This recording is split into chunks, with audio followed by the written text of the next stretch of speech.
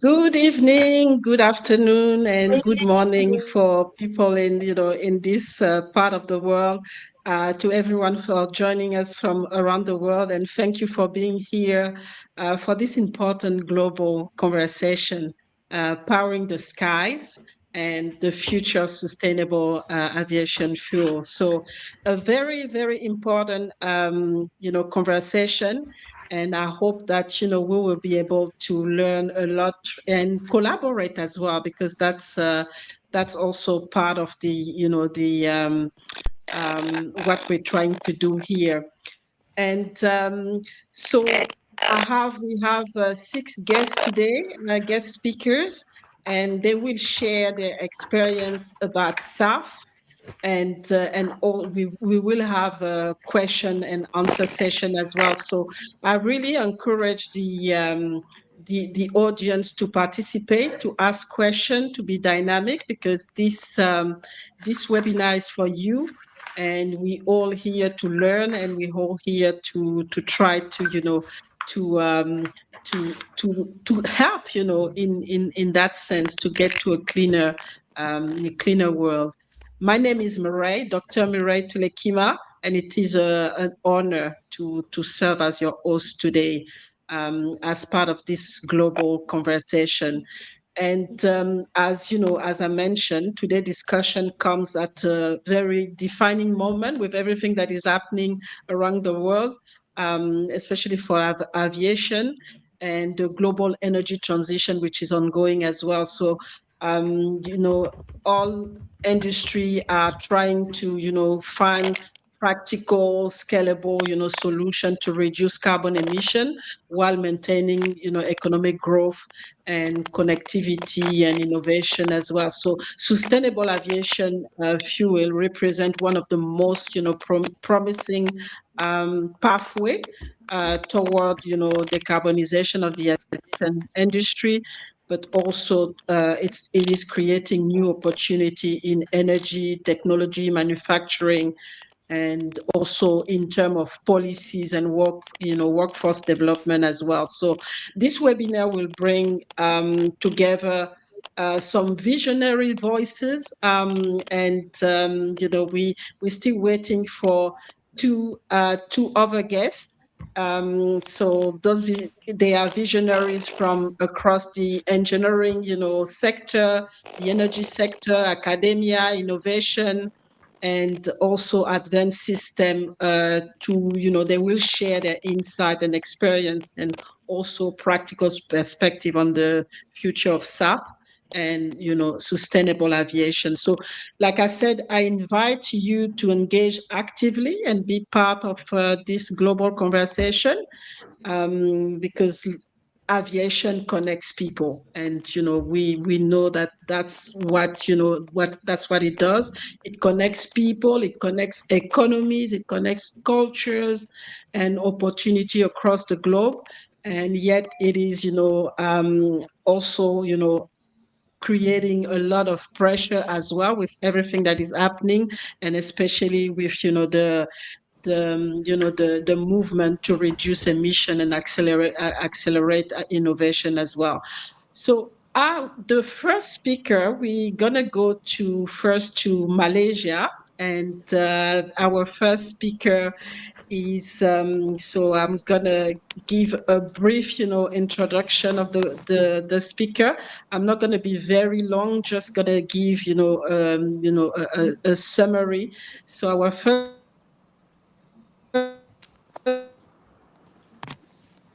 based in Malaysia, and Dr. Esther Mala brings a wealth of experience across academia, research, leadership, and education.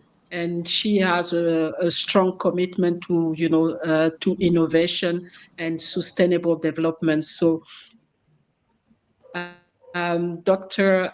Professor Dr. Mala, are you ready to take the stage? Yes, I'm ready. Thank you, Dr. Mireille. Thank you so much. Greetings and good day to everyone. So, wow, okay. My PPT is already in. Okay. Under this topic, today's topic is about SAF. And under this topic, I'll be presenting on aviation fuel sustainability, comprehensive analysis of challenges in scaling the sustainable aviation fuel market and green bond financing. We will be looking at the growing global momentum behind sustainable aviation fuel, commonly known as SAF. The aviation industry is under increasing pressure to reduce carbon emission and contribution towards global sustainability targets, especially the United Nations Sustainable Development Goals, particularly SDG 7 on affordable and clean energy, SDG 9 on industry, innovation, and infrastructure, SDG 12 um, on responsible consumption and production, and SDG 13 on climate action. So, airline SAF, the first one is airline SAF commitments. If you see the first section on the slide, highlights how major international airlines are already committing themselves towards SAF adoption. If you see here, United Airlines has pledged to achieve net zero carbon emission by 2050. And Air France KLM aim to use 30% SAF by 2030. Lufthansa is also targeting up to 30% SAF usage by 2030. And if you see Malaysian Airlines, they've already started and completed about 20 SAF powered flights, demonstrating that Southeast Asia is also participating in the transition. These commitments show that SAF is no longer experimental. Yeah, it is becoming part of the mainstream aviation strategy. So let's move to the next. Um, okay, let me give a little brief thing about SAF on the first airline commitments, where currently SAF remains approximately 2 to 5 times more expensive than conventional jet fuel. Okay, the slide indicates a price estimated of around 745. No, the first 745 US dollars per metric ton for fossil fuel, while SAF production cost remains significantly higher. This price gap is one of the biggest barriers preventing rapid adoption. The high cost is caused by limited production capacity, expensive refining technologies, feedstock supply changes, and limited economies of scale. Yeah. Next, we will see the challenges on this. No, we have to go back to the first slide. Okay. Okay. We go back to the first slide. Yeah. Okay. Now the second one. Second one will be on challenges in scaling. Yeah, we go to the second slide. Second slide. Okay. It's challenges. Okay, challenges in scaling the sustainable aviation fuel market. Although sustainable aviation fuel offers enormous environmental potential, scaling the SAF market globally remains highly challenging. This slide outlines four major barriers slowing down large-scale. The first challenge is economic feasibility. SAF is currently between 2 to 5 times more expensive than traditional jet fuel. Some advanced PTL SAF can be up to 8 times more costly. In addition, the industry requires substantial capital expenditure, commonly referred to as CapEx, for new refining facilities, storage systems, transportation infrastructure, and research and development. Without government subsidies or strong carbon pricing mechanism, many airlines may struggle to absorb this additional cost. Feedstock constraints, limited resources. The second challenge related to feedstock availability will be self-production relies heavily on resources such as used cooking oil, agricultural waste, biomass, and animal fats.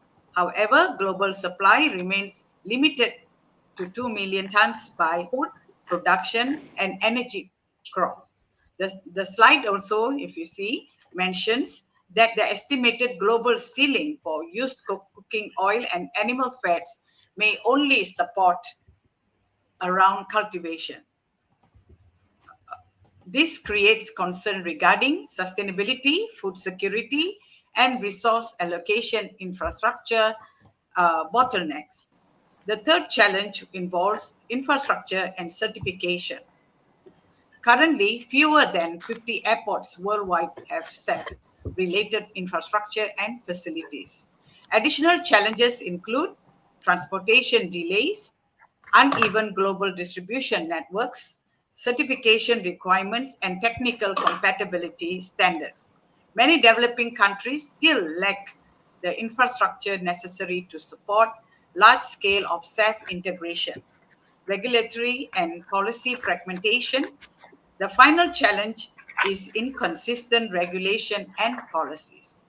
Different regions such as European Union and the United States and the United Kingdom apply different mandates, targets, and subsidy frameworks.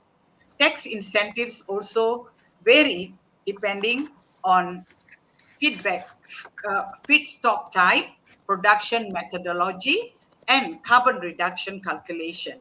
This fragmentation creates uncertainty for investors and slow global market expansion. Transition statement. Overall, this slide highlights the transition towards sustainable aviation requires more than technological innovation alone. It also requires coordinated global policies, financing support, infrastructure investment, and sustainable resource management. Let's go to the third slide. Okay, I think it's very tiny unless you Yeah. enlarge the screen, yeah? Okay, the third one will be green bonds financing a sustainable future. This slide focuses on green bonds and their role in financing sustainable development projects, including sustainable aviation initiatives. Green bonds have become one of the most important financial tools global transition forward cleaner energy and low carbon economies. What are green bonds? Green bonds are debt instruments specifically designed to finance environmental sustainable projects.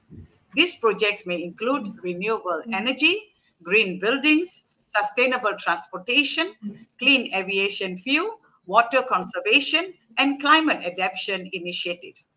Unlike ordinary bonds, green bonds require issuers to ensure that funds are used exclusively for environmental beneficial purposes.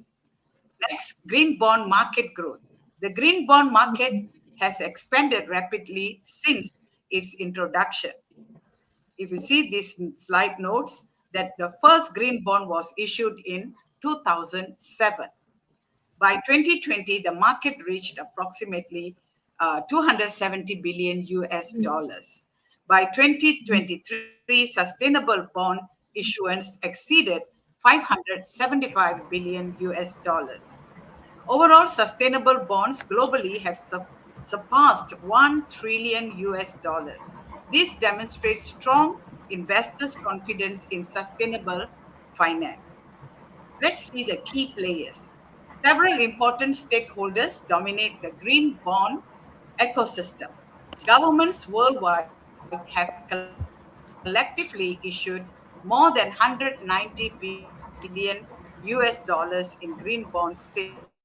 European markets remain among the largest issuers, while major multinational corporations such as Apple, Pepsi, and Verizon have also participated in sustainable financing. This indicates that sustainability has become a shared responsibility between governments and the private sector. Now, let's see how green bonds work. Green bonds function similarly to traditional bonds, but with additional sustainability obligations. Funds raised are directly, specifically towards environmental friendly projects. Issuers are also required to track project implementations, report environmental outcomes, and maintain transparency and accountability. This improves investors' trust and support long term sustainable development for the purpose of long term sustainable development. So, types of green bonds are there's several types: use of proceed bonds, revenue bonds, project bonds, and asset backed green securities. Each structure is designed to finance different types of environmental projects. Benefits of green bonds. Green bonds provide several advantages. They align investment portfolios with sustainability goals. They provide stable long term returns. They improve corporate environmental reputation, and they support climate action and innovation.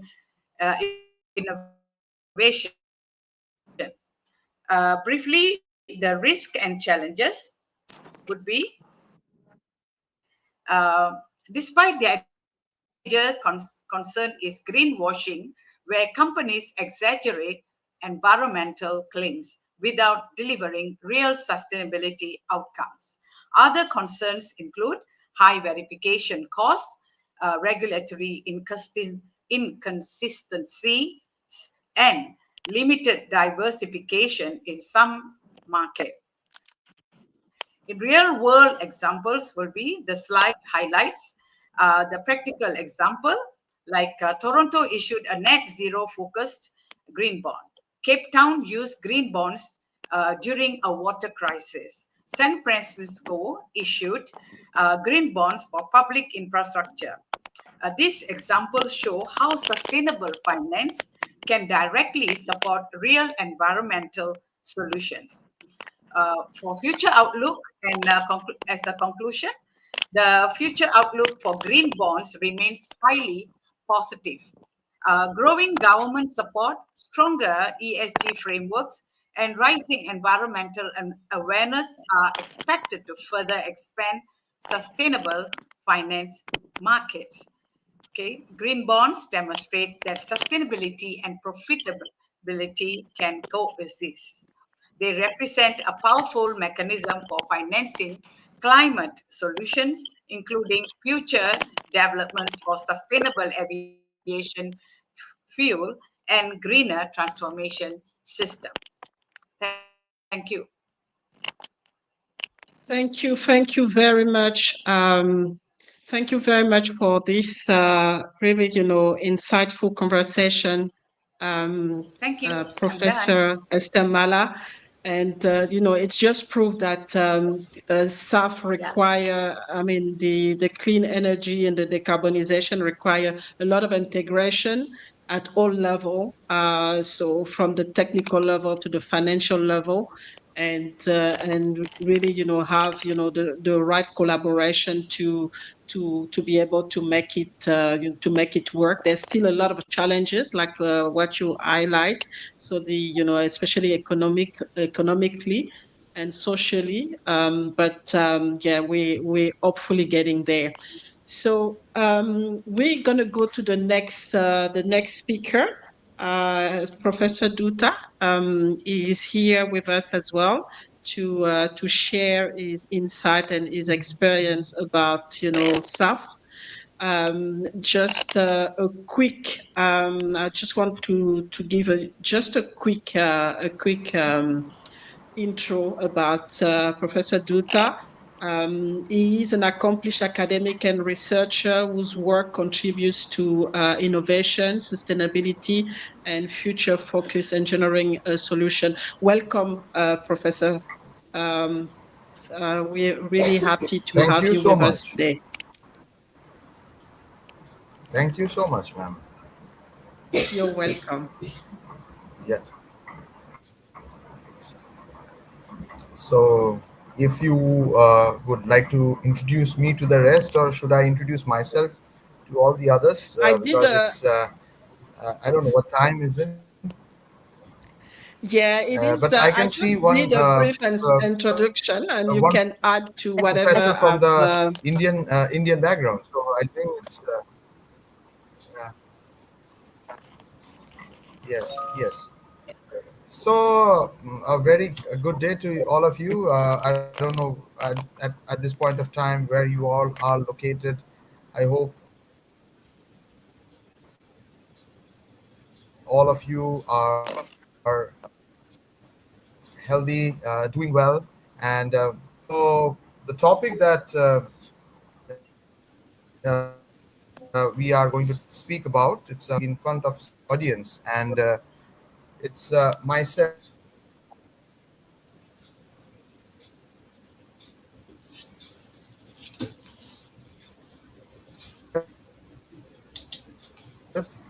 I'm an associate professor, University Educational Group. It's Amity University, Kolkata. So I'm Oh, part of MIT the engineering University. department section.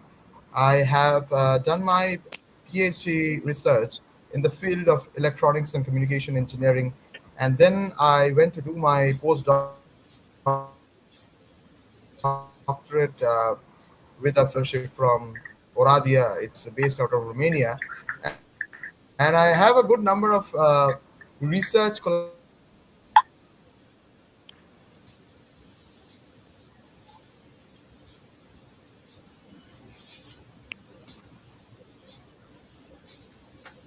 with for as an editor in chief for Quanta Research. I'm an associate editor for JBHI. I'm a book series editor on sustainable industrial engineering systems.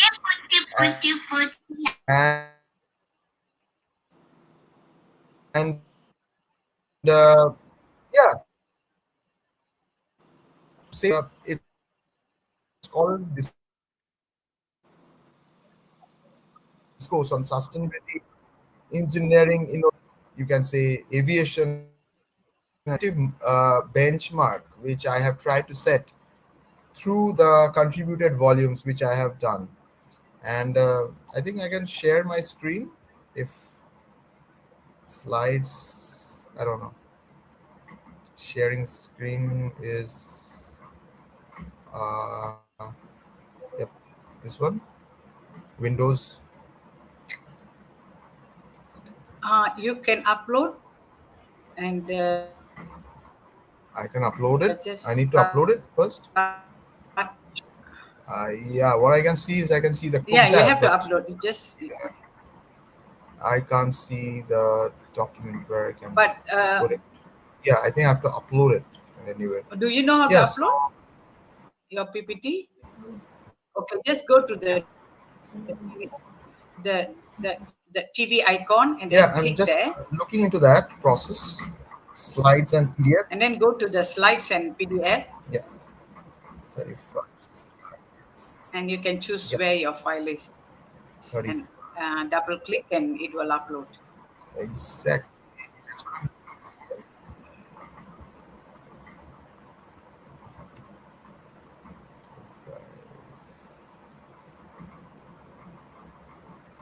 This one's the right one, if I'm not mistaken. Okay.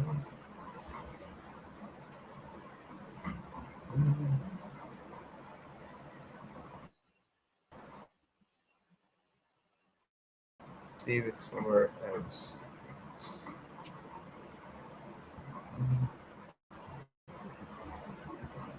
I cannot see. Is it uploaded? Nope. I'm just trying to do it.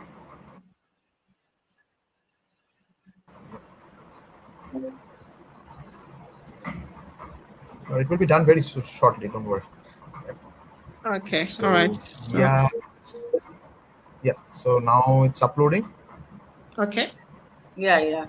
Take your time because the connection is quite bad. Yeah. Yes.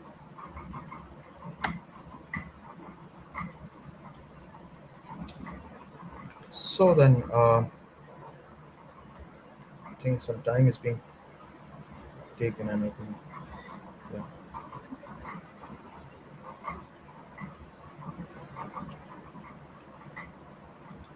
yes, it still is It's not processing. coming through.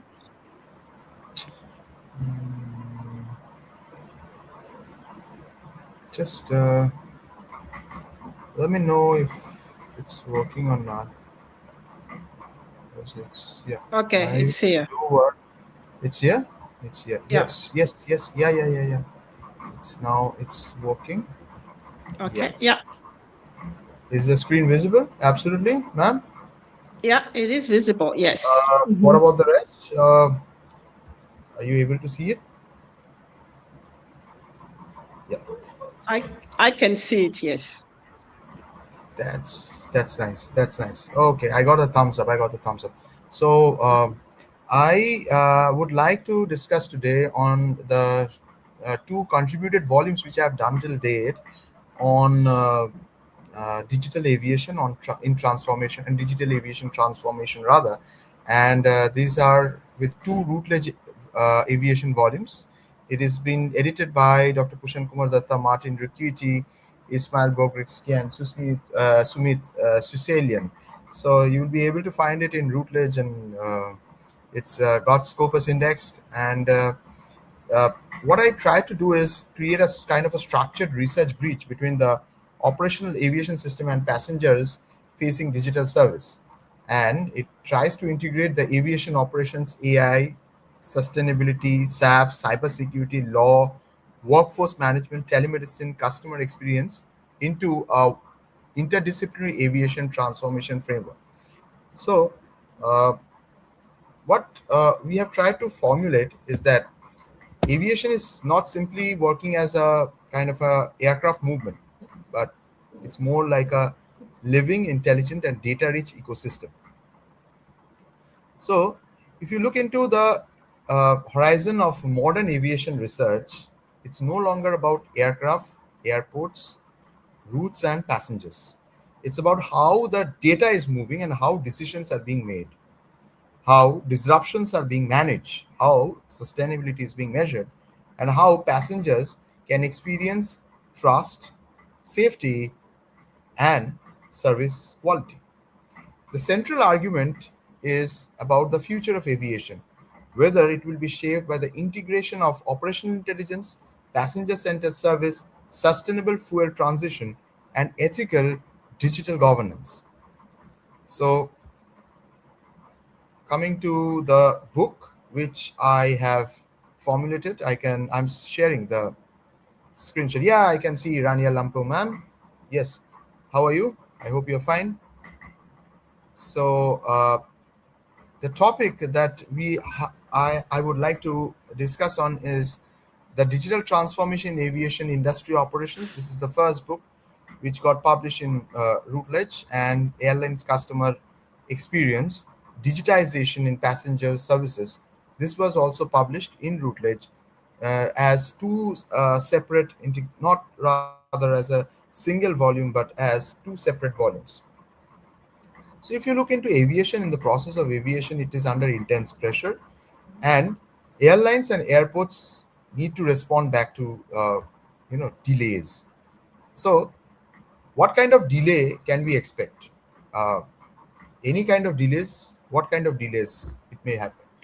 It can be due to extreme weather, due to fuel cost volatility, geopolitical instability, as we know about it, cyber threats, climate regulation, workforce stress, and even rising passenger expectations. So, enormous amount of data is being generated by these aircrafts, airports, passengers, crew systems, maintenance platforms, mobile applications, sensors, fuel systems, and regulatory reporting tools. The problem is that not that aviation is lacking the data. The real problem that we need to work together on aviation. And I don't know why it is showing like this. Like future research if I look into this topic, it should examine AI-driven SAF optimization, whereby we can use digital twins for airline resilience, federated aviation data platforms, passenger trust-based workload. So what we are trying to integrate is how we can use integrated digital platforms and data analytics to reduce delays, disruptions, manual coordination, fuel inefficiency, and passenger dissatisfaction. And we try to specify this was a kind of a 1 year project for me and for the rest of our editorial team, and one of our editors, Martin Requiti. He is the the vice president of a uh, that is a American airport aviation company. So it was a long driven process, but we first tried to identify the trends of it, like how we can identify digital transformation in aviation industry operations. So, first book that I have just shared beforehand to you, it focuses on the intelligence behind aviation operations, like how we can use deep learning, Industry 6.0, weather prediction, AR, VR, IoT, blockchain, wireless communication, radar assisted navigation services, sustainable aviation fuels, fuel efficiency, and safety models uh, in this entire platform. And we try to integrate that same. Whereas the second book, that is on airline customer experience, that focused on how this transformation becomes more visible to the passenger and examine booking, boarding, AI based personalization, mobile applications, smart cabins, telemedicine, real time flight tracking, data driven catering, in flight sales, loyalty, cybersecurity, workforce readiness, and aviation law. So, uh, the first book was on solutions that streamline the operations and enhance passenger experience, promoting safety and sustainable practices. Whereas our second book tried to identify how digitization is transforming the way the aviation industry should operate, making it more efficient, profitable, and sustainable. Mhm. So, the next do I have time? Means how much time do I have? Uh, You how much have time do I have? 15 minutes for your Oh, presentation. fine, fine. Okay. So, uh, so thank you.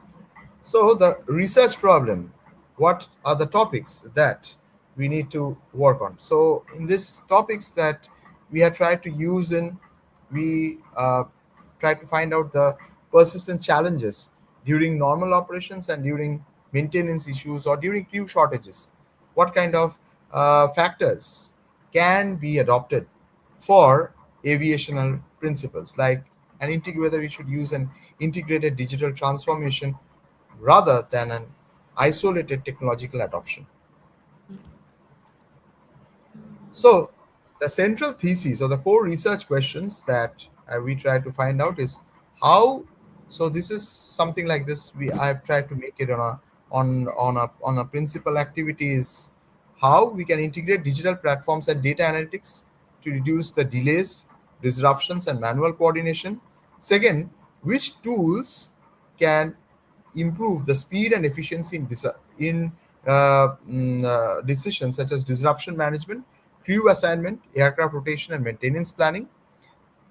Third, how does data driven decision making support resilience during crisis, including pandemics, weather shocks, and geopolitical uncertainty? Then we try to introduce how digital transformation becomes visible to a passenger. So, passenger, the following metrics matter the most: through mobile systems, smart cabins, personalization, telemedicine, and real time updates.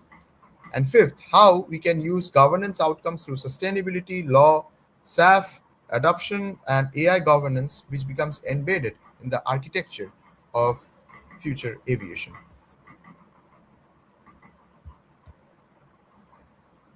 So, next, operational intelligence. So what we have tried to work on is on structural adaptability and industry 6.0, where we are using different models in adopting deep learning as a mechanism. This was the first chapter of my book.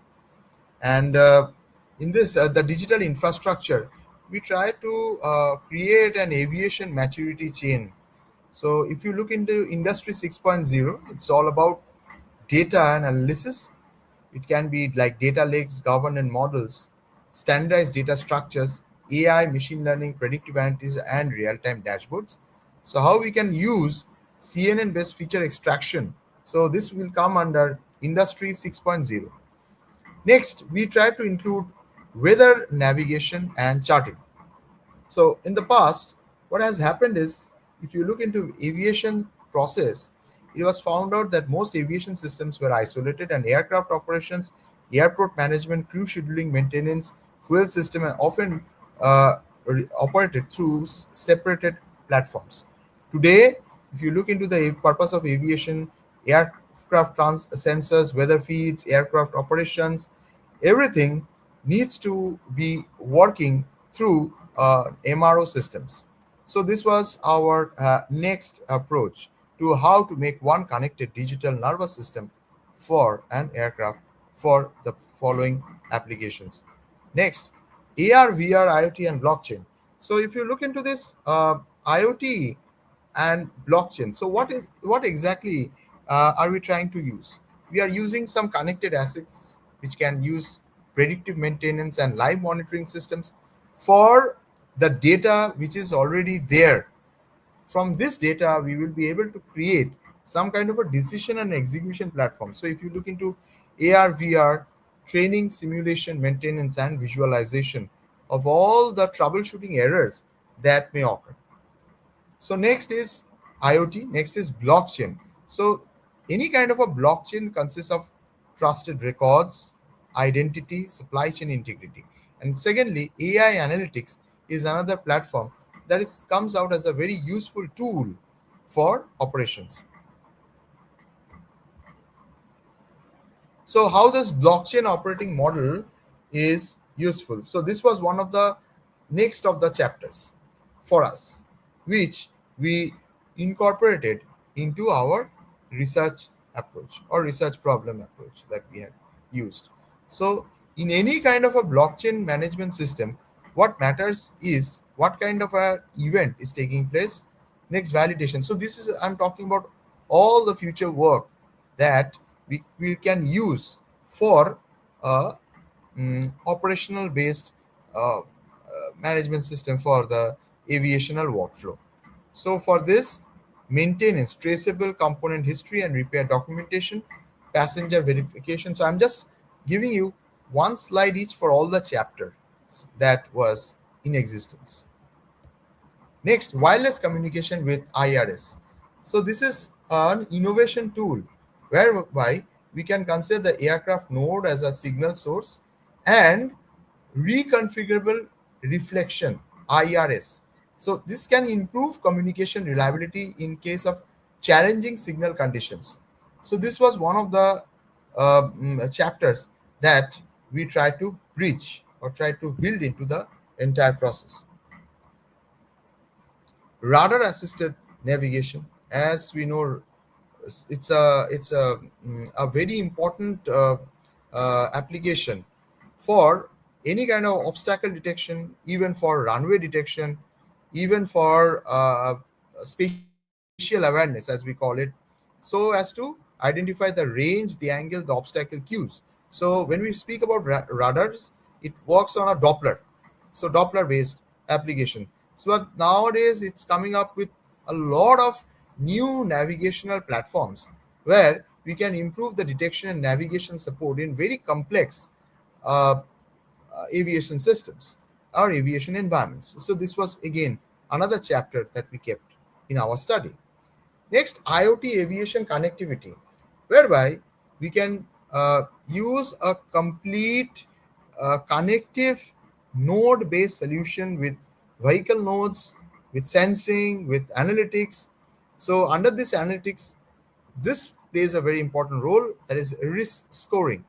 What is the risk of the entire process, and can we create a good traffic management system using this IoT aviation connectivity? This was again taken as a chapter for us for creating much more decision nodes than what is in this present time existing. Next, solar efficiency and predictive MPPT based model. So, maximizing any kind of a renewable energy adoption for solar, any kind of a power cell infrastructure. If you look into the theoretical application of it, the theoretical application is harvesting of energy for, you can say, like, the wings. If somehow the power breakdown happens in any of the uh, small tools, then what we can do is we can use some kind of a solar module to recharge it inside any kind of an aviation structure. Even the radios, the transmitters, they can have a proper solar efficiency model for aviation. So this was again another chapter that we kept in our study. Adaptive noise reduction. So this again is a very kind of a dynamic platform. And if you look into adaptive filtering in dynamic aviation, then noise conditions, they will shift continuously, which we have to reduce. So it deals with acoustic and signal quality. Next, a shell model. So this was done by one of the professors from Brazil, who tried to incorporate that how we can extend the human factors model to conclude computers and digital interfaces. So this was a kind of a his research. And he's a vice president of the military extension of the Brazilian government, and he wrote this chapter for us. Next, AI driven power flow optimization. So, overall aviation control, how you can take forward aviation with the different DVRs, how you can enable a resilient aviation infrastructure, and so on and so forth. So, this was again another model that we try to incorporate into our entire process or system that we have tried to work on. Next, I'm just trying to go at a fast rate. I don't know whether you like it or not. But I can see a new faces. Probably they are coming to listen to me, and that's what I feel. It's a good thing for me. So power quality and dynamic voltage restorers. So this is these are all kind of technical. I don't think that in such a shortage of time I will be able to explain everything related with voltage restoration, how we can use stability storage and compensation for aviation energy systems. This itself is a lot of things, but it acts as a technology based bridge, overall a technology bridge and creation of a sustainable power efficient system. Next, the second book that I worked on is uh, on passenger centric digital journey. So passenger experience, how any kind of digital transformation can be made visible to the passenger. So passenger is not part of the data service loop, he's part of the journey. So what he will be looking for, what kind of things is available for the digital aviation as to AI automation, biometrics, mobile applications, real-time alerts, and so on and so forth. So the passenger, what he is expecting is a kind of a control, speed, transparency, and responsiveness in the overall technological journey. And what we try to work on is a hyper personalization in the digital savvy passenger. So this was one of the chapters that was written. So this is kind of a personalized recommendation, tailored offers, real-time updates, meaningful loyalty benefits, and responsive support. So this is what a passenger is looking for, and that's how we try to integrate that into our second book. Our next work was mobile application as passenger control towers. So, what kind of relative functionalities can be used for this, not just as digital accessories, but passenger-facing infrastructure, which, when integrated with airline operations, baggage systems, and flight tracking, can reduce the anxiety and improve the trust, overall trust. Next, this is one of the topics that should be taken care, and one of our professors from Nigeria, Dr. Waswas Shafiq. He wrote this chapter for us on telemedicine and onboard health. And I feel very much privileged that any kind of a in-flight medical events, if you look into it, then digital connectivity should be more structured for any kind of a medical support, whereby telemedicine means where you can connect with ground-based doctors and support real-time medical advice, assist in emergency decision making, and protect both passengers and crew members. Next, smart cabins. So this is another technology that I think all of you have heard about, and all of you must be looking forward to. So whenever we are looking for any kind of an in-flight experience like connected food and beverage services, crew assistance, environmental control, service optimization, then smart cabin as a service, safety, and personalization platform, it looks like a very connected cabin.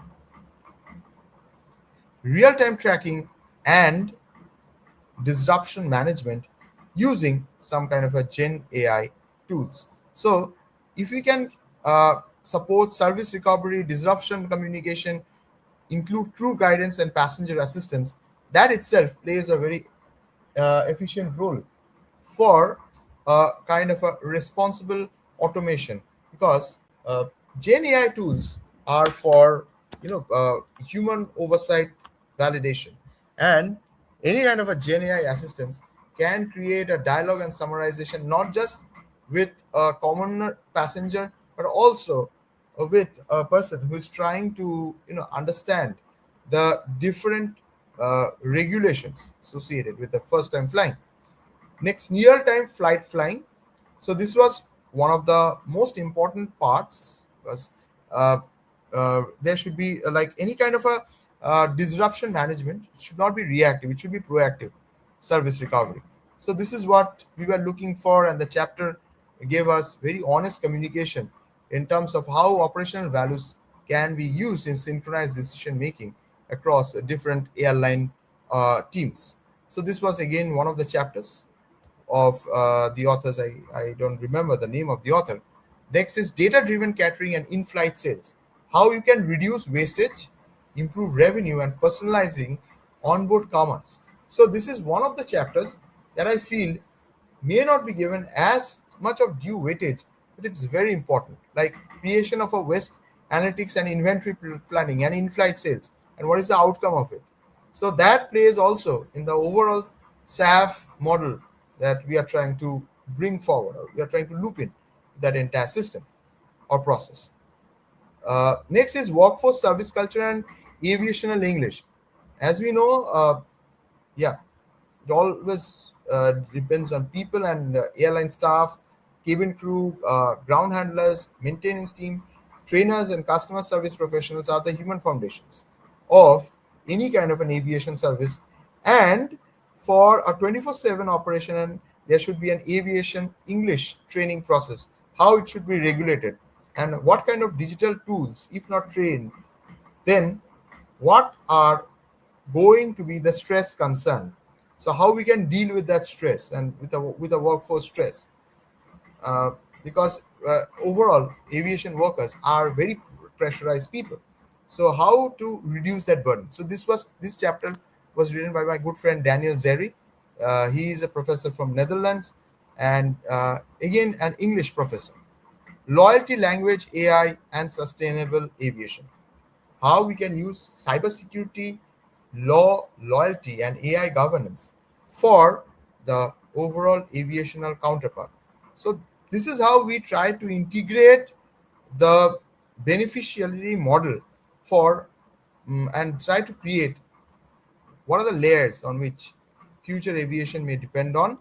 And there we found out that there are seven connected layers, which are digital infrastructure, data analytics, decision execution, passenger experience, SAF, and sustainability, resilience, and trust.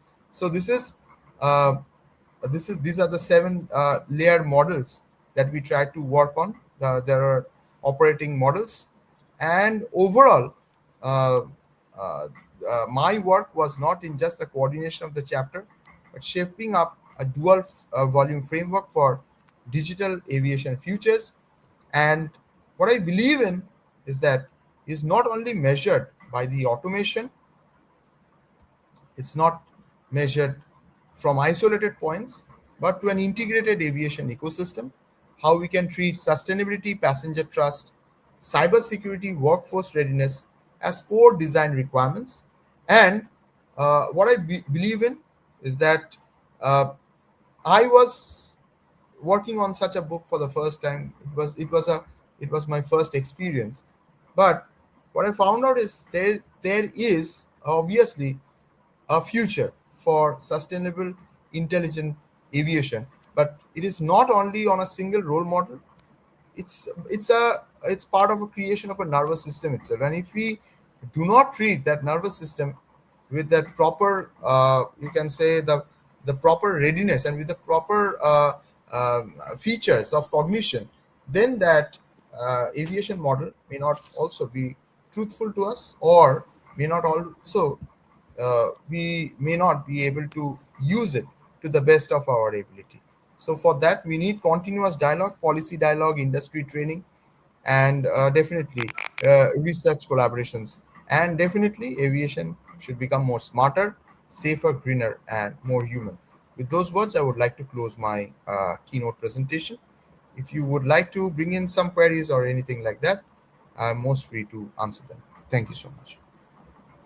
Thank you so much. Thank you so much, Professor, for this very insightful presentation.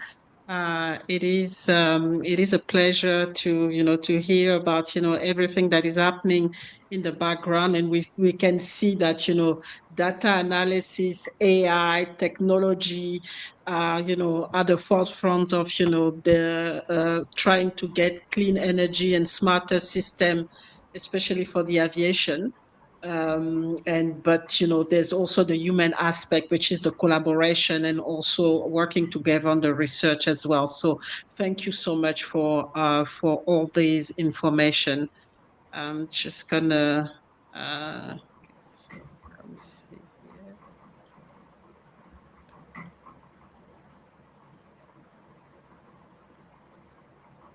Can't see it anymore. So should I close my stop Yeah, I sharing my will. screen? Okay, all right, Yeah. not a problem. Thank you again. So we're going to go to the next speaker. I don't know if you're ready, Dulcia, for your presentation, so that you can, share your experience with us. Yes, absolutely. Thank you, Dr. Murray. If you could upload it or share the screen with everybody, that would be wonderfully appreciated. Okay, let me just so upload the presentation for you. So let's see if we-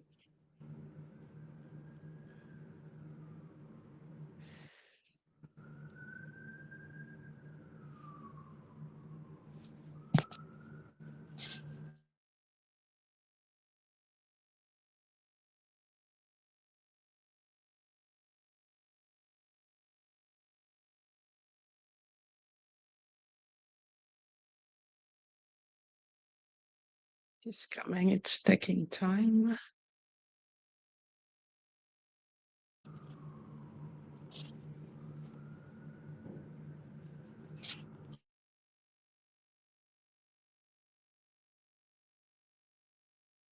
Okay, over to you, Dulcia.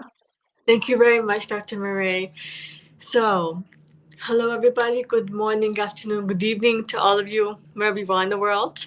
My name is Dusia Lebovskaya, and as you can see, I serve as a global ambassador with Thorium Network. And today I want to discuss the future relationship between aviation, sustainable aviation fuel, and advanced nuclear energy infrastructure. Rather than looking at the SAF in isolation, I want to explore the larger energy system required to make aviation sustainable long term. If you could please go to slide 2. Thank you very much. Yeah, so slide 2, aviation vulnerability. Aviation is extremely sensitive to fuel costs. Fuel can represent roughly 25 to 30% of airline operating costs, which creates major exposure to global energy volatility. When fuel prices rise suddenly, airlines experience immediate financial pressure, which we all have seen in the news. And this creates a long-term stability challenge for global aviation.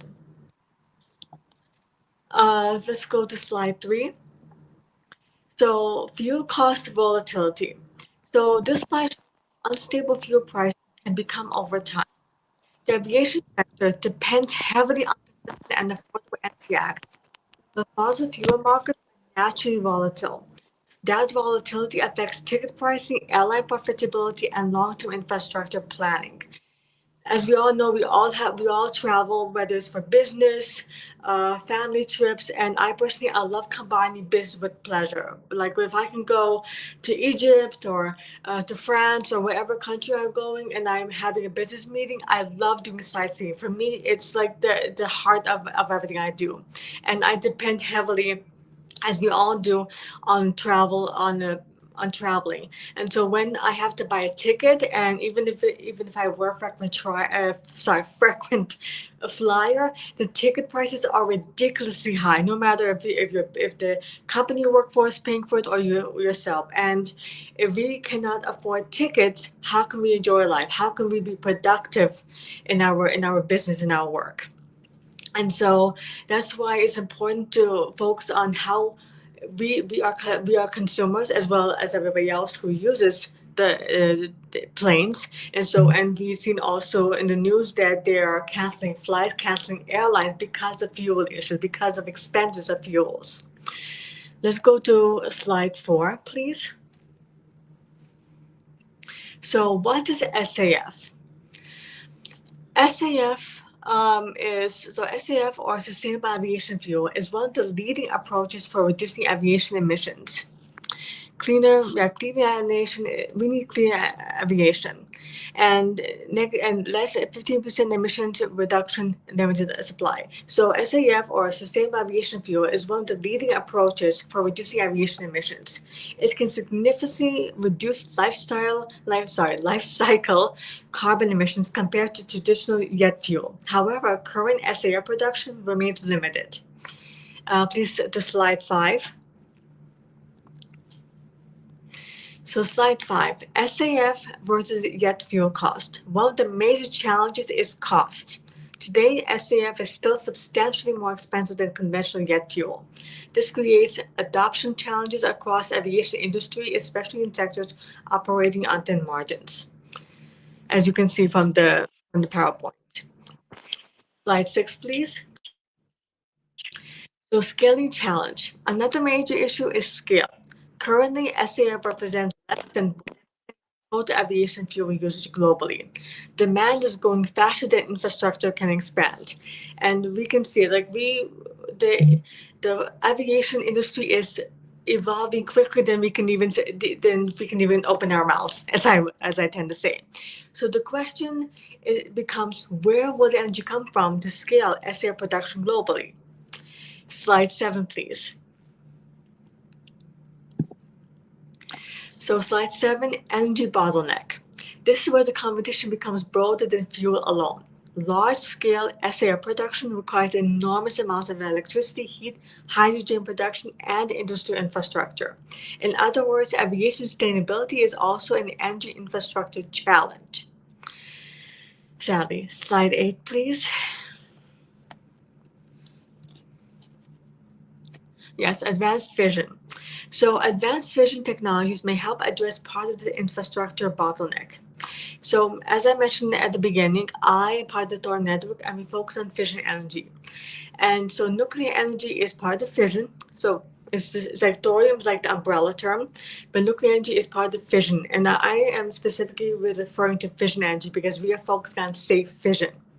So I'm going to say, instead of nuclear energy, I'm going to say fission so it will make sense to everybody. Fission provides stable baseload power without dependence on fossil fuel price volatility. So if you use fission energy for planes, you don't have to worry as much for pricing of the fuel, and you can lower your ticket pricing because, as we know, ticket pricing depends on fuel pricing. And so when we use fission energy, is lower, the cost is lower, and the prices for tickets are more affordable. So it also can support hydrogen production and other industry processes needed for future systems. Thank you very much. So slide 9, please.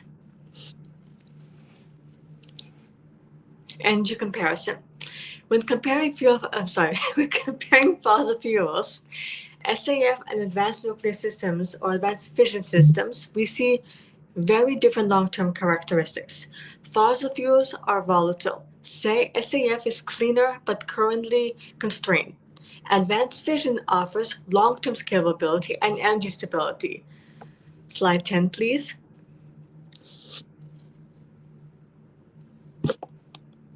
Do slide 10. Okay, thank you so much. Slide 10, synthetic fuels plus nuclear, or fission in this case.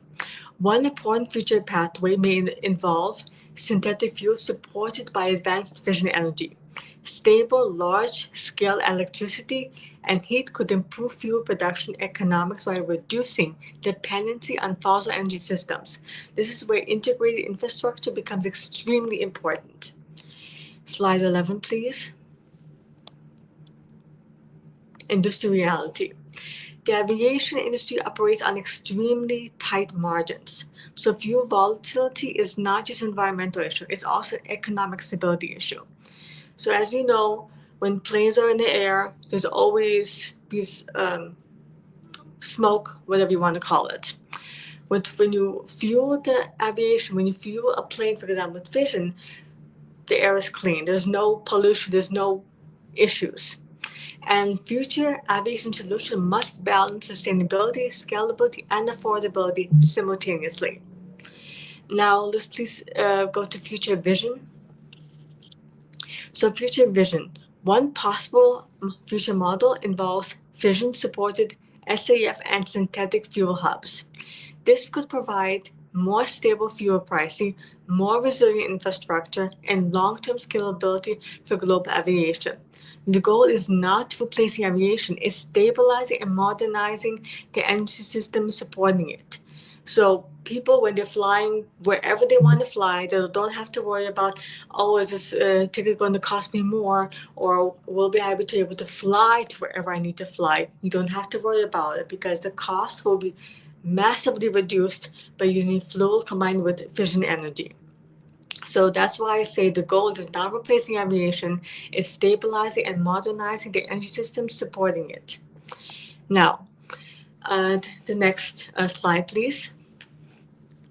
So about the Thorium network, as I already mentioned, the Thorium network, which is where I'm serving as global ambassador of, and we have a team of advisors, engineers, chemists, and so forth. The Thorium network focuses on education, collaboration, and discussion surrounding safer, scalable, sustainable fission energy systems. Our work includes conversations around advanced vision, future fuels, infrastructure, and long-term energy resilience. Because the goal of our organization is to focus on what is best in the next 10 to 20 years. Or even better, and I even appreciate this, when the founder of the Storm Network says, what can we do for our grandchildren? And I personally love that because I was raised in a very family-oriented family. So we focus on the future generation, focusing on the children, grandchildren, and even great-grandchildren. And we want to make sure that when our great-grandchildren are flying, that they don't have to worry about, oh my gosh, can I afford this ticket to visit grandma or grandpa? Can I afford this ticket to study at university that I choose? Or can I afford this ticket to start a new life in a different country? That should not be an issue with using these strategies. And I just want to say there again, our work includes conversations. We have partnerships, but that's a whole other thing. But our work includes conversations around advanced vision, future fuels, infrastructure, and long-term energy alliance. I know I tend to talk in circles, but that's the case. And so thank you very much for your time. And I believe aviation sustainability discussions must include not only cleaner fuels, but also the broad infrastructure required to support them at the global scale. That is where advanced fission energy becomes part of the conversation. Thank you very much, everybody. Thank you very much, Dosia, for this presentation and really, providing us, the comparison between, SAF and the fossil fuel and how SAF is actually the way to go. And also highlighting again, like Professor Duta, that it's a global. We have to look at the global system instead of looking at things in isolation, and making sure that whatever we come up with is sustainable. So thank you again for your insight today. I don't know if Dr. Badoni is back. Dr. Badoni, are you back? Okay, so I'll just put you on stage. So the floor is yours, Dr. Badoni. I understand that you need to leave at some point. So if you can start now, that's perfectly fine. Thank you, everybody. Thank you, panelists. Thank you, Rania, and everybody here. Actually, I heard most of the speaker, they are talking about what exactly can be done. But I'm just talking about like we can have a model like how we can replace this aviation system. Because it's not only a issue of just making fast travel, but we can have some alternative solution as well. One of my student very recently, he had a model, or in a hackathon he created one smart prototype rail, and he showcased that rail having speed of levitation speed around 356 kilometer per hour. And that was a just prototype, and he was showcasing like how we can gear up the speed comparative to the means any aircraft, like because we don't need only speed, we have to save environment in that way. We are mostly looking for a solution, alternate solution, like if you think about, we can make some hybrid model using electricity, or some green energy, solar energy, or like I heard some nuclear energies, one of the speaker is talking about. But all these energies we cannot think can sustain for longer time, right? But if we could replace by a small distance means transport, though we need a lot of means infra for that, but definitely it will cost lower than the aviation. For example, we can compare in a smart city. I am in a small town, and from my place to capital we have around 300-kilometer distance. If we are going by air, is costing around means we can say $100. But if we go by rail, is cost is around $50, even less than $50. And if we think about the timings, we have to give only 2.5 hours if we are going through the rail. And if we are going by air, we have to give 2 hour check-in, 2 hour on the way, and means around 4.5 hours we have to consume. So that way, even we should think only we are thinking about speed, or we have to think how to manage our resources, our environment, or so many things. So that way, that there is my concern. But I'm not saying means all these are existing solution. Everybody is trying to research on a different kind of innovation, where I hear like most of the people are talking about biogas, nuclear energy, electrical energy, and somewhere earlier it has been done with some solar energy. Now as people are talking about hybrid energy as well. But it's a matter of only how to streamline the system, how we can carry the people from one place to another place safely thinking about empathy to the humanity towards climate responsibility. So we have to somewhere think on our main concern, rather to reach somewhere early. And we don't have such infra, like even governments everywhere across the world, they are damaging the system only for business only. They are thinking about their growth by any means, but they are not thinking about how to sustain through the such measures which really are challenging for our environment. So there should be collective innovation mission, and that can be happen from the school, from college, or from the higher education level. Researcher can go through, and they should think on how globally we can have safe transformation from one place to another place, how we can minimize the agricultural waste, food waste, renewable energy waste even. So that is the future of global mobility, is only depends on the empathy on everybody who's responsible, who's taking the meal from this earth. So only this SAF, if is thinking about how critically we can reduce carbon emission, that is not only the point.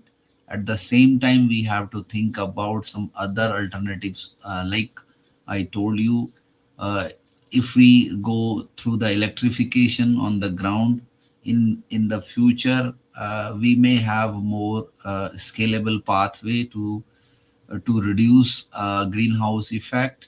And though the speed will be lesser, but we will reach safely, and we will have more the good consumption of fuels, even any kind of fuels. So that was, I don't have any presentation, just to showcase the things, That's but fine. because I'm doing with the student lot of projects. So we have projects how we can manage the height of the aeroplane without any issue, and how we can manage speed on the track to make streamline, means bullet train, like a train, small train. Even we are thinking about drone, means it's not necessary every time physically we have to move. If we can reduce that movement of the people, then even we can save most of the things in our environment. So even we were successful in last hackathon. We have around 250 projects, and out of these projects we have 5 projects on aviation drone technology, and most of them were are showing how they can minimize the fuel consumption. So rest of the things already every speaker is talking about, the data and analysis. So everything I heard, but my point is we have to think on the school kids level, make them sensitize how to minimize this kind of energy consumption, and then we can go for the means different projects. So number of projects can be assigned to the students so that we can have some sort of innovation and management of the fuels across the world, which is means very high consumption. And rather we are putting loads on the public and charging money, though we have to go in time, but even that we are not means finishing everything in time. So that's is my take for this topic. Thank you. Thank you. Thank you very much, Dr. Badoni, for this insight. And I think it's more looking at the early stage to get, the education from, from the younger generation so that they can be used to looking at the energy in terms of, how they could be actually conscious of how they use the energy and how to minimize, emission in the process. So thank you very much for that.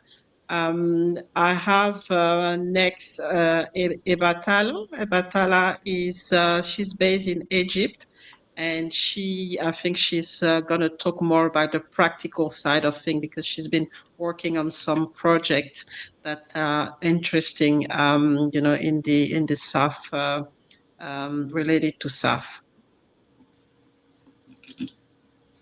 Ebatala, are you available? Yep. Can you hear me? Yeah, we can Hello? hear you, but we Okay, can't see perfect. you. You can't see me? No, we don't have your camera here. Oh, she's been disconnected. Okay.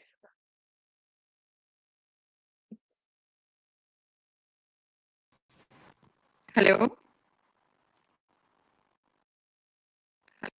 Hello? Okay. All right. So now we can see you. So the floor is yours, Sister Batala. Okay, so I'm so glad to be here with everyone.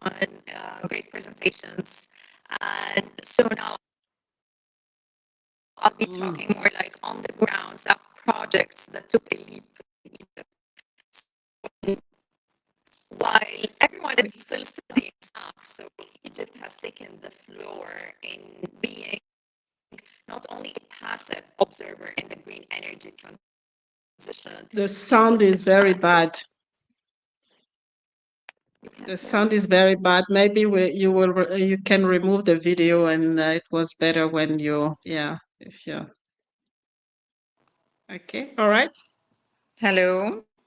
Yeah, it's better without the video. Yeah. So unfortunately, I mean, we Hello. want to see you, but hello, hello. Hello. Please tell me Yes, when you can hear me better. Hello. yes, we can definitely. It's better. It Hello. is better. Yes. Hello. Okay. We can hear you, but we can't see you. Hello. Can you hear me better now? Hello. Yes. Hello. Hello.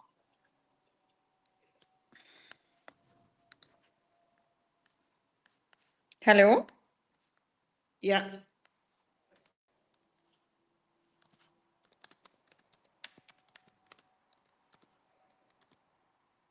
Hello. Hello. Yeah. We can. Yeah, we can hear you. Hello.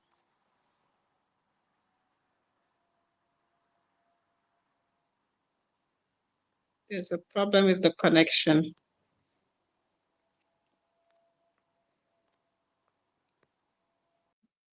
Hello. Okay, so she's gone. Just hopes our connection is gonna be. She's been having issue with the connection.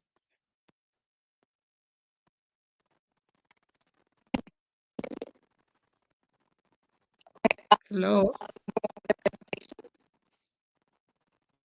Oh, that is bad now. You guys can hear me at least. Can you put your hands if you can hear me?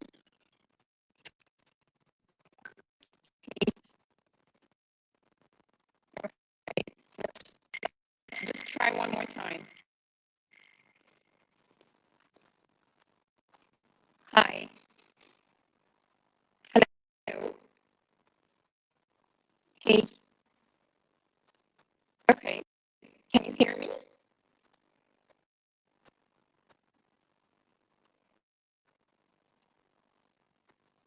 Uh,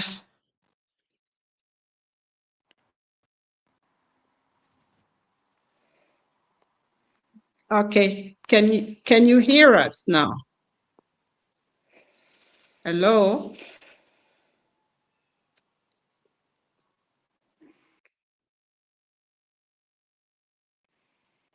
Hello? Okay, we'll have to go to the next speaker, unfortunately. And then hopefully we can come back to Hello. her. Yes, hello?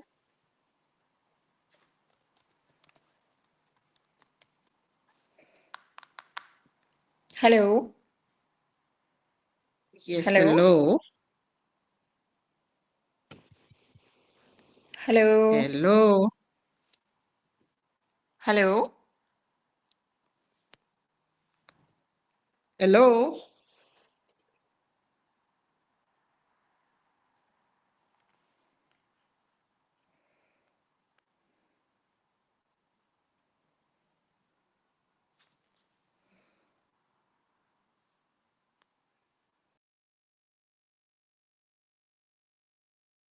Okay, all right. So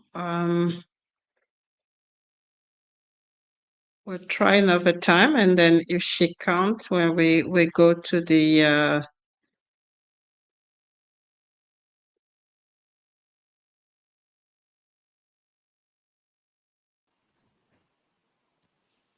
Hi. yeah. Hi. Hi, can you hear us now? Hello? Can you hear us?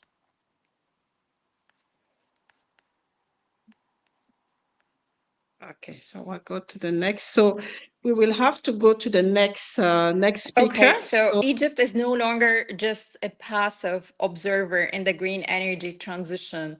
Egypt is building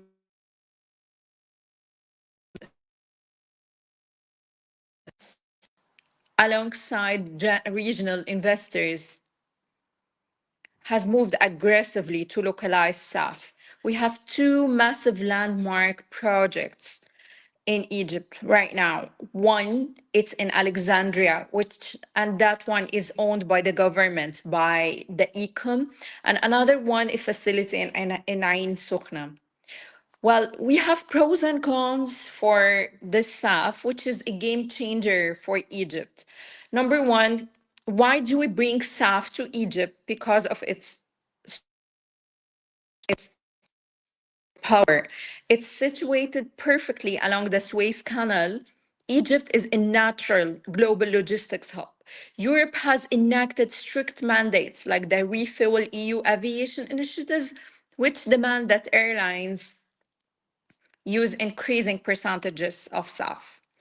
Egypt is uniquely positioned to act as Europe's primary nearshore green fuel refinery. The economic diversification. This isn't a pilot project, it's $1 billion industrial pivot. It localizes cutting edge chemical technology. It attracts massive foreign direct investment. Third, the circular economy and waste management. Fourth, decarbonization for the domestic aviation. So, all in all, and in conclusion, ladies and gentlemen, the transition to SAF in Egypt is a high stakes, high reward venture. The challenge of the feedstock collection and high cost are real, but the cost of standing still is much higher. By anchoring SAF production in Alexandria and Suez Canal, Egypt is writing its name into the future of global aviation. We are proving that the nation that historically connected the world through geography is now ready to fuel the world through sustainability. The runway is clear, the capital is moving, and Egypt's green future is officially cleared for takeoff. Thank you. Okay, thank you very much. Thank you very much, Ebatella. I don't know if you can hear us, but great. And I think you're more interested by the question, and so we can have an insight as well on the different project that you're working on in Egypt and in West Africa. Just as a practical example of what can be done so far. So finally, as our last speaker, we have Rania, Professor Rania, to tell us about the SAFA experience and her insight. And we are really looking forward to hear what you have to share with us, Rania, today. The floor is yours. Thank you so much, Dr. Mireille. Warm greetings from Greece, here from Athens. First, I would like to congratulate the G100 for organizing this initiative and MT Energy Resources. I'm very honored to be part of G100, and I agree with you that we are gathered here at a pivotal moment of global aviation, a time when innovation, responsibility, and collaboration must come together to shape a cleaner and more sustainable future. And of course, SAF represents hope, backed by science and innovation, but the journey ahead is not one that any single sector can undertake alone. Governments, airlines, energy producers, researchers, investors, and consumers all have a role to play. And today's event, I think, is an opportunity to exchange ideas, to explore its breakthroughs, discuss challenges, and strengthen partnerships that can accelerate SAF adoption worldwide. So congratulate all those previous speakers. I want to present, I have an issue, but I will talk about the economic feasibility of sustainable aviation fuel. So why SAF is economically important? The aviation sector contributes significantly to global greenhouse gas emissions, as was previously mentioned. And since electric aircraft technology is still limited for long-distance travel, SAF is viewed as the most realistic short-term solution for clean aviation. So organizations such as International Air Transport Association, International Civil Aviation Organization have emphasized SAF as a key strategy for achieving net zero aviation emissions. So the economic importance of SAF includes definitely how to support the climate goals, maintain growth in global aviation, reducing dependence on fossil fuels, and encouraging greener technological innovation. Now, there are different SAF production technologies which affect overall costs and efficiency. First is what is called hydroprocessed esters and fatty acids. Is currently the most commercially developed SAF technology. It uses waste oils and animal fats. And what are the advantages? Existing commercial use, lower technological risk, and easy integration into current systems. On the other hand, disadvantages are related with limited feedstock availability, competition with other industries. The Fischer-Tropsch process, this method converts biomass of waste into synthetic fuel, and the advantages is that it can use various waste materials. It's about large future production potential. But on the other hand, what are the disadvantages? It's an expensive infrastructure and high energy consumption. Another production method technology is power to liquid fuels, which are produced using renewable electricity, water, capture carbon dioxide. Advantages is that we have low carbon emissions, long-term sustainability potential, but on the other hand, we talk about extremely high production costs, and this requires large renewable energy capacity. So what are the cost challenges of SAF? We talk about high production costs. SAF currently costs significantly more than conventional jet fuel, and the price difference results from expensive feedstocks, from small production scale, advanced refining technologies, research and development costs. So conventional aviation fuel benefits from established infrastructure and mass production, make it cheaper and more accessible. Let's think about the feedstock competition. Many SAF feedstocks also used in food industries, in road transportation, chemical manufacturing. So this competition can actually increase prices and limit supply. And the infrastructure investment, because airports and fuel suppliers need a new infrastructure for fuel storage, for transportation systems, from blending facilities, distribution networks. Developing this infrastructure requires substantial long-term investment. Now, what about airlines? Airline perspectives on SAF economics. Airlines support SAF because it helps them meet environmental commitments, but many remain cautious about the large-scale adoption. So, of course, airlines already face the financial pressure, the fuel price volatility, high operational costs, intense market competition, and using more expensive SAF may reduce profit margins or increase ticket prices. Despite short-term costs, SAF may improve airline sustainability reputation. So we talk about long-term business opportunities. It can attract environmentally conscious travelers, and it can reduce future carbon tax burdens. So airlines like Lufthansa and Delta Airlines have actually invested in SAF partnerships and emission reduction programs. So what are the economic benefits of SAF? It's about First, job creation, because the SAF industry can generate employment in renewable energy, agriculture, waste management, engineering, fuel technology research.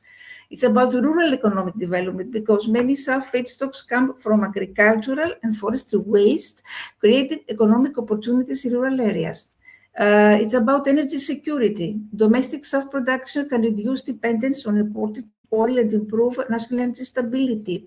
It's about innovation and industrial growth because investment in SAF encourages technological innovation, green industry expansion, development of cleaner transportation systems.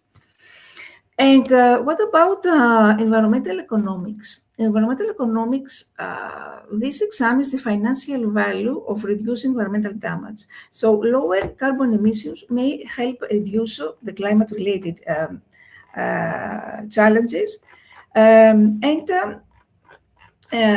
Of course, this has to do with health problems. Let's not forget about the health problems for pollution, environmental cleanup expenses. And the social cost of carbon, let's not forget about this. The social cost of carbon refers to all this economic damage caused by carbon emissions. So SAF may help lower these long-term societal costs. So the challenges to long-term economic feasibility, it's about the limited production capacity because global SAF production still represents only a small percentage of total aviation fuel demand. Uncertain investment returns, investors may hesitate because policies can change, fuel prices fluctuate, new technologies carry financial risk, and technological uncertainty because some SAF technologies remain under development and may require decades to become commercially competitive. Let's not forget about the consumer awareness.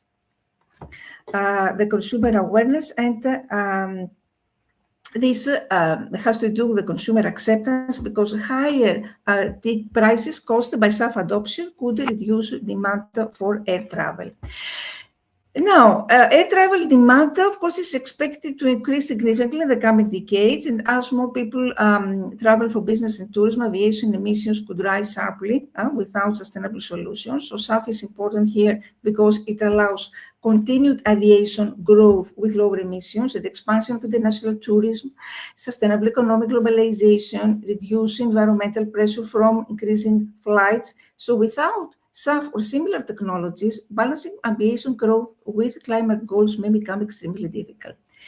Now, what are the investment trends? The investment trends in SAF have private companies, airlines, governments are investing billions of dollars into SAF development.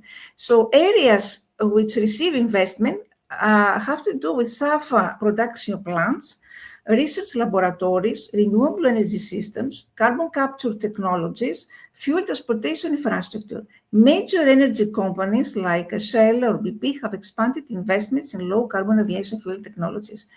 And the importance of investor confidence means what? That investors are more likely to support SAF projects when governments provide long-term policy stability, when carbon reduction targets are legally enforced, and when airlines commit to future SAF purchases. So stable policies reduce financial risk and actually encourage industrial expansion.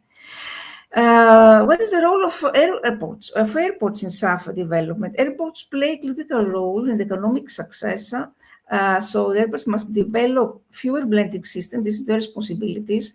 SAF storage facilities, distribution pipelines, safety and quality control systems. Large international airports may adapt more quickly because they have greater financial resources. And some airports are introducing sustainability programs already that include SAF partnerships, carbon neutral operations, electric ground transportation. All these initiatives support broader environmental goals in the aviation sector. So the growing environmental awareness, I mentioned before, will consumers pay more? It's one major economic question is whether passengers are willing to pay higher ticket prices to support cleaner aviation. So studies suggest that some consumers support the greener travel options, others prioritize low ticket prices over sustainability. So this creates what? Creates uncertainty. Uncertainty for airlines which invest heavily in SAF. Of course, many countries and airlines now have announced plans to achieve net zero emissions by 2050. So this SAF is considered essential for reaching these goals because this aviation is difficult to electrify fully. Existing aircraft can offer use SAF blends. And airlines such as United Airlines and Air France KLM have announced long-term SAF commitments as part of their climate strategies.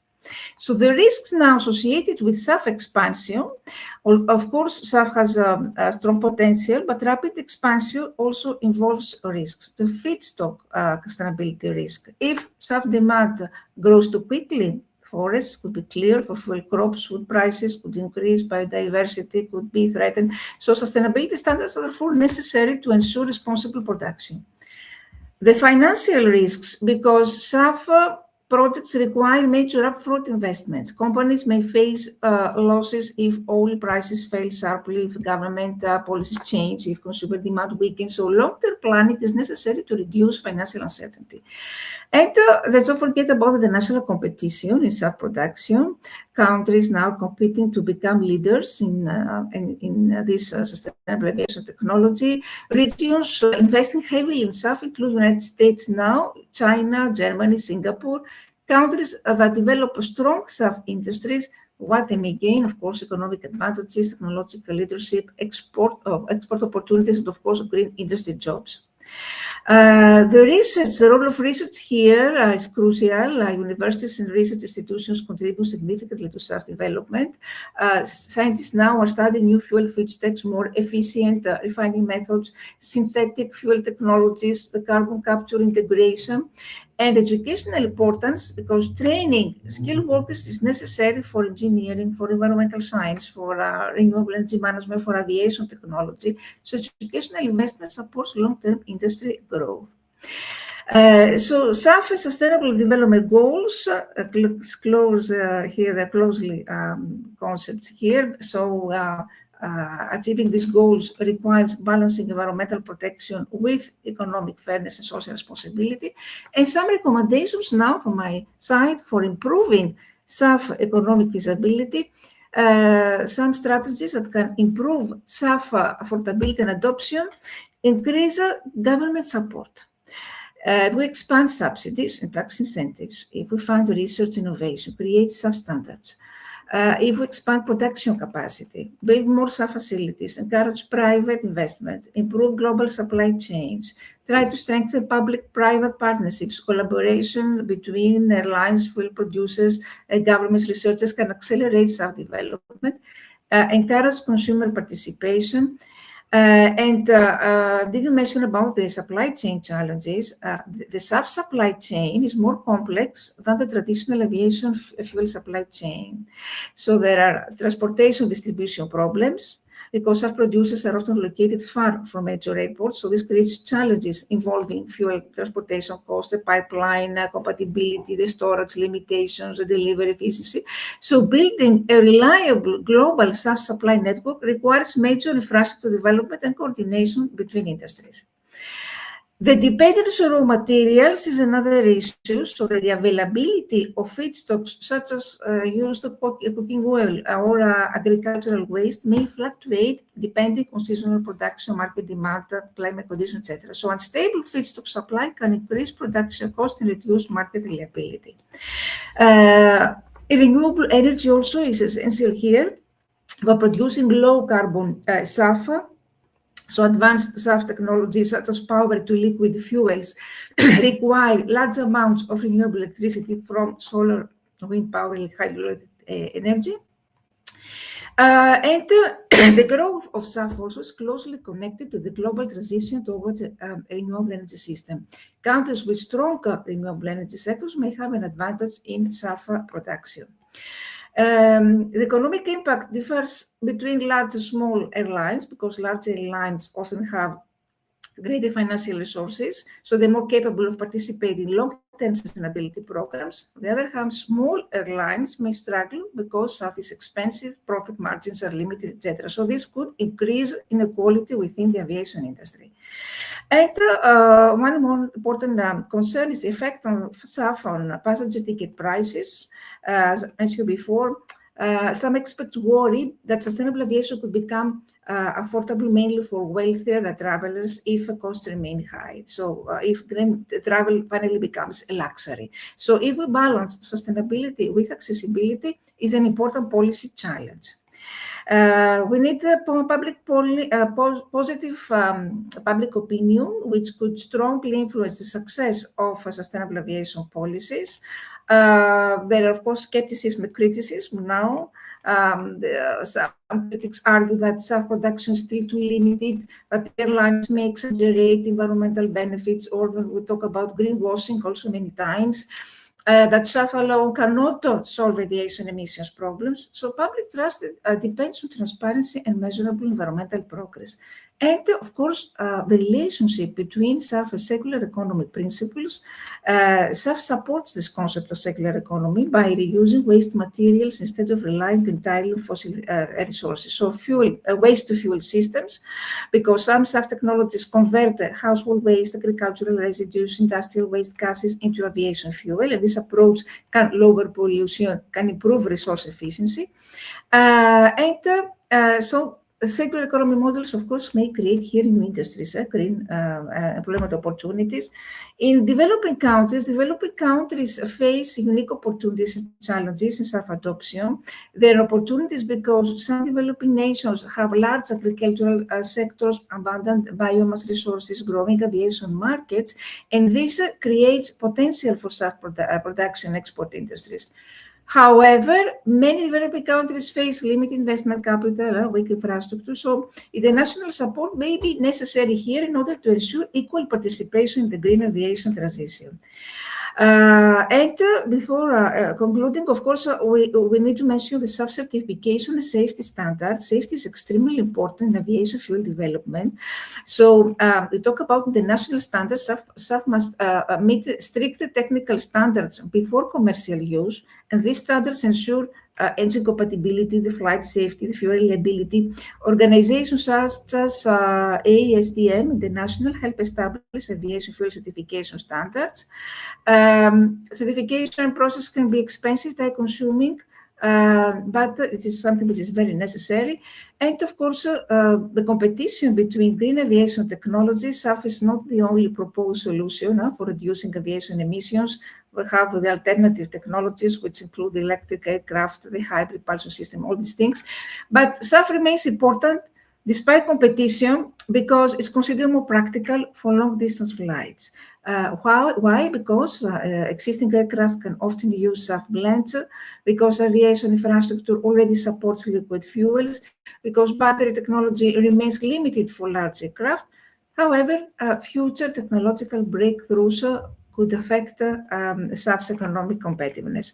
So, economic feasibility depends on whether SAF can remain sustainable over many decades.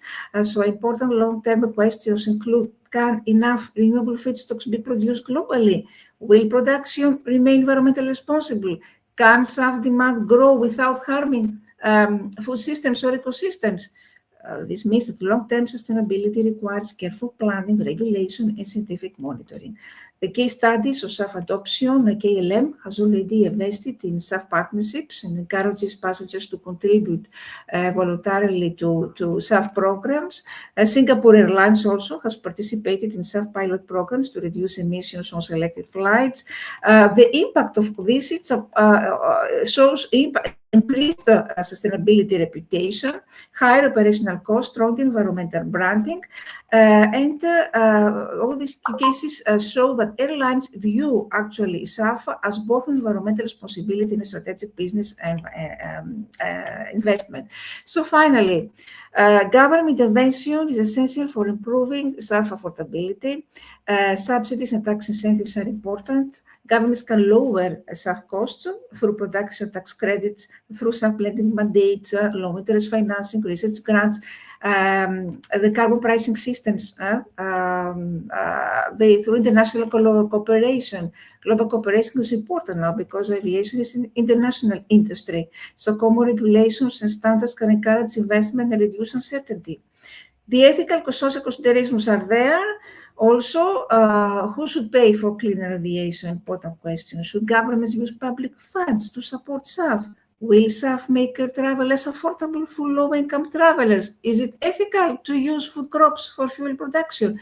So balancing environmental sustainability with economic fairness remains a major challenge. So the future outlook is experts believe that SAF costs may decrease over time due to larger production facilities, due to improved technology, due to increased competition, stronger government support. Companies like Nest and World Energy continue expanding SAF production capabilities, and future developments may include advanced synthetic fuels or hydrogen-based aviation systems, greater renewable energy integration, more efficient aircraft engines. So finally, in conclusion, I want to say that the economic feasibility of SAF is influenced by several factors, by technology, government policy, market demand, environmental concerns, global investment trends. And although SAF remains more expensive than traditional jet fuel, its long-term benefits for climate protection, for energy security, and sustainable aviation are substantial. So continued innovation, the national cooperation, and supportive economic policies will determine whether SAF can become the dominant fuel source for the future aviation industry. And as climate concerns become more urgent, SAF is likely to play a central role in transforming aviation into a more sustainable, economically resilient industry. Thank you very much for your patience and your attention, and for the invitation, Dr. Mireille. You are most welcome, Professor Rania. Thank you for such an insightful, presentation. And from what I can see, you mentioned, to look at the full supply chain, and really highlighted that, SAF is it needs to be looked at from different, dimension. So we have the environmental, which is the key one, but there's also the economic, the technology, the social part, the strategic part, and health and safety, which is very important. And there's also, you mentioned that it is a competitive environment as well. So making sure that we're making it sustainable, looking at the feedstock, looking at how we the different countries which are at different levels, developed countries and developing countries. So there is a big challenge in front of us, definitely, as we trying to make this the aviation sustainable. So I would like to spend some time, if we can, on if we have any question, or any if you want to share any of you want to share any specific project that is going on, and any collaboration that we can learn from.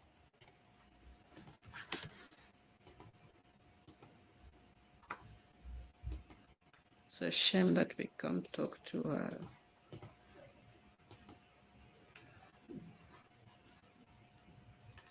anything, Dusha, that you can share for us. I know that you're working on different projects that might be of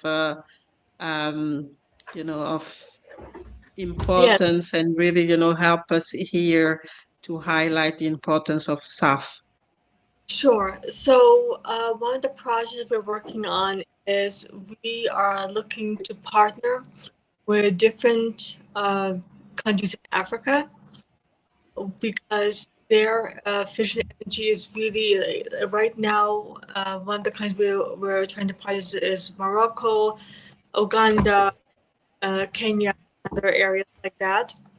And one of our goals is to help those places, because right now fission energy is now very, I don't want to say popular, but it's now, there's a lot of conversation about what can help us, in terms of they're wondering how can it help their country. And so we're offering support for these governments, and saying we're here for you, we could support you. And I've reached out to councils of ones in Uganda, Rwanda. But it's spelled out the place. RWA. Oh, so I've spoken to really many councils of those areas. And so they're like, what say that so I'm never going to, what we're doing is we're not service, we're offering a partnership because when you're selling something, it's like you're going to a store, you have to keep going to get what you need. But what we're offering is we're offering here to stand by you every step of the way. We can help you with the infrastructure, we can help you with the fuel, we can help you with the we'll figure out the finance. Like, we're not going to like say, okay, here's 100 Swiss francs and have a great life. We don't want to do that. No, our goal is to make your country, what's the word I'm looking for? We want to make sure that your country has what is needed to succeed and to save the planet overall. And even if we just start with one country, that's fine. I mean, if there's like two countries say, oh, we can't do this, that's okay. But we want to make sure that you know that we're there. And so we're now communication with these countries, we're negotiating and just having conversation to make sure that that we're all on the same page as to what they need and what we can offer. Thank you. Uh, okay, all right, no problem. Thank you very much, Dosha. And so what I'm going to do then is because I think the for some of the speaker the line is very difficult. It's just for each one of you to leave us with any message that you think is important for SAF for the future, or any challenge that you think we need to tackle, or any opportunity that you foresee and you want to share with us. So I'll start with Professor Esther Mala, if you can help us here.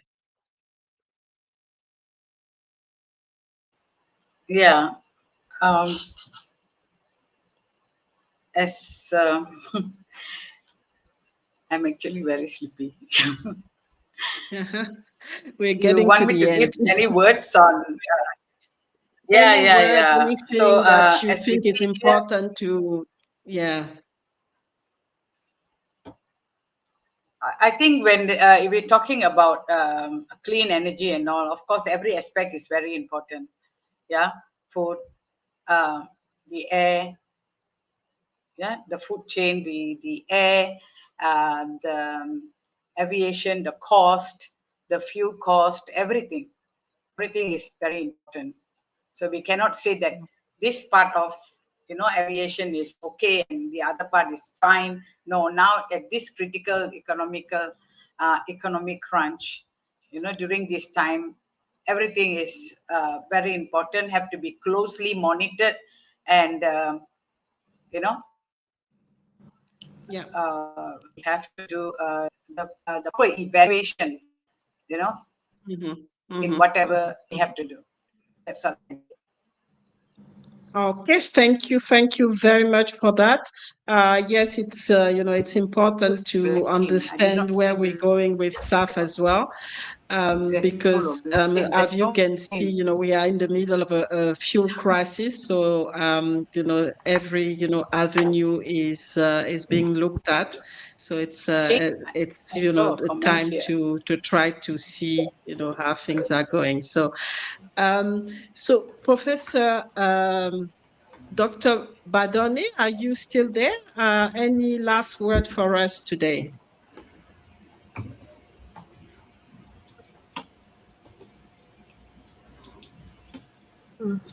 Yes, as everybody has quoted so many things, but I will say only one thing, if we are talking about skills and workforce capabilities, and that is needed for future of SAF economy, as Rania already said, renewable energy and biofuel engineering must be focused on. We can have now means more idea, like we have AI, data analytics and automation. So we should go ahead with the upcoming generation, and the scientists, engineers can go for this technology ahead, so that we will have more innovative solution. At the same time, we can have focus on how we can account for the carbon, and this continuous means, like it should be in a habit for the zero fuel like consumption. And at the same time, as already told, interdisciplinary problem solving kind of things should be inculcate in a student at the school level. So that's my Mhm. take. Thank you. Okay, thank you very much for that. And again, I concur with you. We have to start with the young generation, and making sure the curriculum are adapted to this new reality that we're going through with the transition and trying to decarbonize and create clean energy. Professor Zata, are you still here as well? He looks like he's gone. Okay, professor is gone.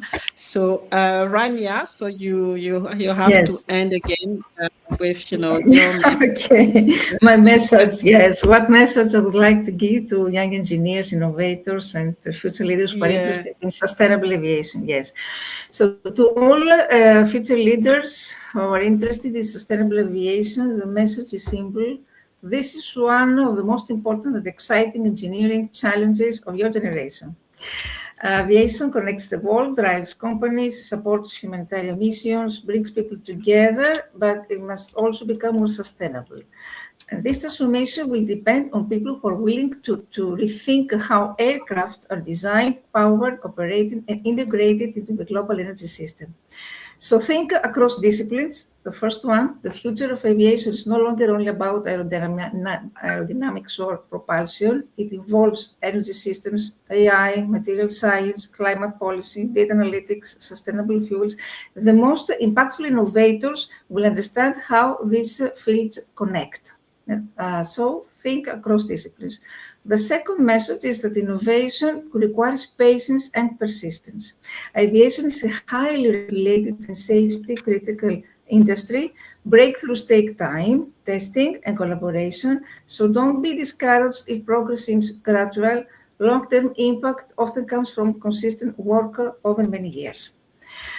Another message is sustainability and performance can coexist. The goal is not to choose between economic growth and environmental responsibility. The challenge here is to engineer solutions that achieve both at the same time. Collaboration matters also. The future of sustainable aviation will be built by partnerships between governments, universities, startups, airlines, manufacturers, energy companies. Learn how to work across cultures, industries, and perspectives. Be always curious and adaptable. Technologies are evolving rapidly from hydrogen propulsion, electric aircraft to advanced air mobility and SAF. So many of the jobs and technologies of 2020, for example, 40 do not fully exist yet. And finally, remember the human impact.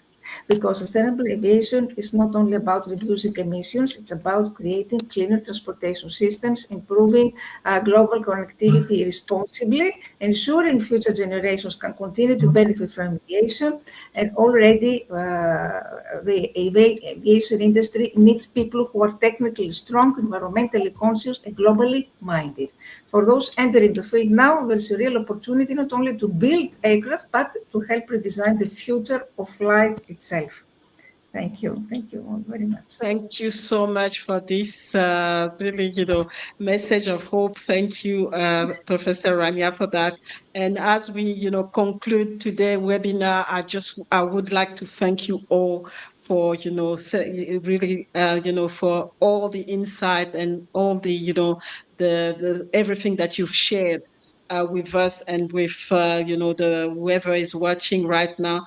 And I can say that, today, conversation remind me that, the future of aviation will not be shaped by one sector. It will, it will not be one sector alone. It will require, collaborations across, energy, engineering, education, technology, policy, innovation, and also making sure that we involve the different communities at all level, because they have their say as well. and they are the one that actually going to live through what we're creating. And sustainable aviation fuel is more than an alternative, an alternative solution. It's really about collaborating, creating possibilities.